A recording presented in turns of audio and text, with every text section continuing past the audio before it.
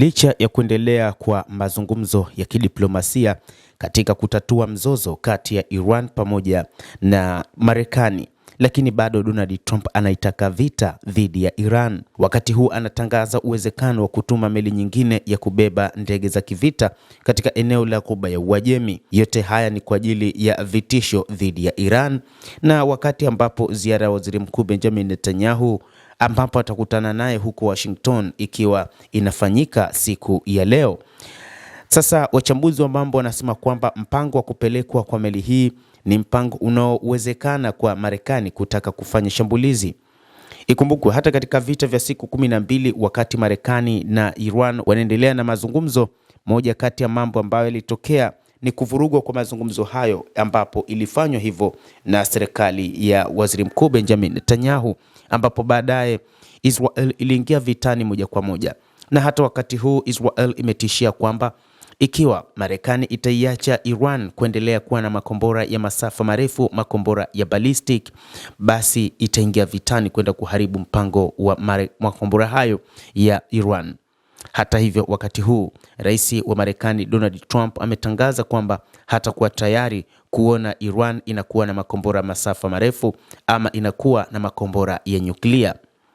Rais wa Marekani ametangaza uwezekano wa kutuma chombo kingine cha kubeba ndege pamoja na meli za kivita katika Ghuba ya Uajemi, na wakati huo huo akaeleza matumaini yake kuhusu manufaa ya mazungumzo na Iran.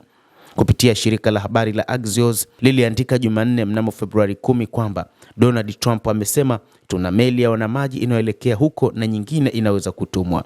Hii inamaanisha kuwa pamoja na shehena ndege ya Abraham Lincoln pamoja na meli inayoandamana nayo ambayo ni pamoja na waangalizi kadhaa wa makombora ya Tomahawk, kundi lingine linatumwa katika Ghuba ya Uajemi.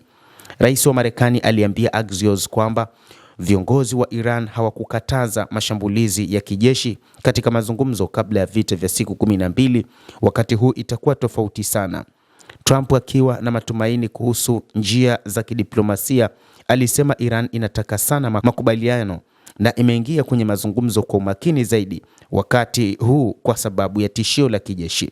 Duru ya kwanza ya mazungumzo ya nyuklia kati ya Tehran na Washington ilifanyika Ijumaa iliyopita huko Muscat, mji mkuu wa Oman, na pande zote mbili zilikubaliana kuendelea na mazungumzo hayo. Hata hivyo, wakati rais wa Marekani Donald Trump akitangaza juu ya kupeleka meli kubwa kwa ajili ya mashambulizi, rais wa Iran Masoud Pezeshkian amesema kwamba wao hawataki vita, isipokuwa wapo tayari kwa ajili ya kulipa kisasi kikubwa mno ambacho Marekani kama itaanzisha vita hilo halitoweza kushindikana kwa ajili ya kulipa kisasi. Aidha, rais Masoud Pezeshkian ameweka wazi kusema kwamba mataifa ya Ghuba pamoja na yale ya Kiarabu kwa ujumla yasiwe na wasiwasi kwamba ardhi zao zitashambuliwa, isipokuwa maeneo kadhaa yatashambuliwa, hasa ngome za kijeshi za Marekani zote zitashambuliwa vibaya sana, lakini pia na hata meli ambazo za Marekani zinazoingia katika eneo hilo zitashambuliwa vibaya.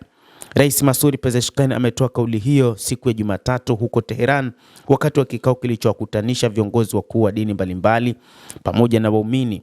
Mkutano huo uliandaliwa katika maadhimisho ya siku ya miaka 47 ya ushindi wa mapinduzi ya Kiislamu ya Iran.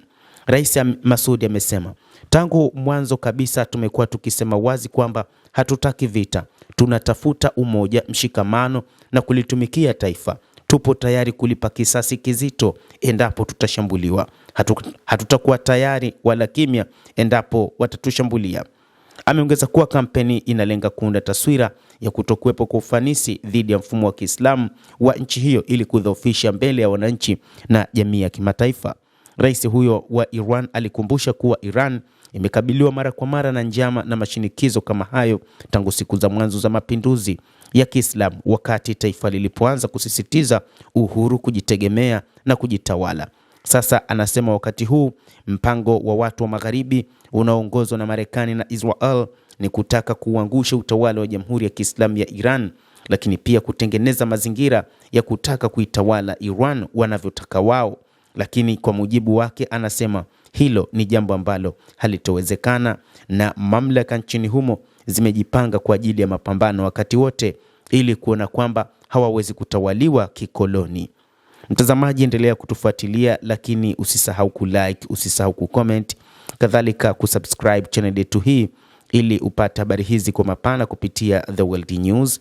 Mimi ni Adam Hussein, endelea kuwa nasi wakati wote, endelea kutufuatilia uweze kuyafahamu mengi yanayojiri katika ulimwengu kupitia hapa The World News.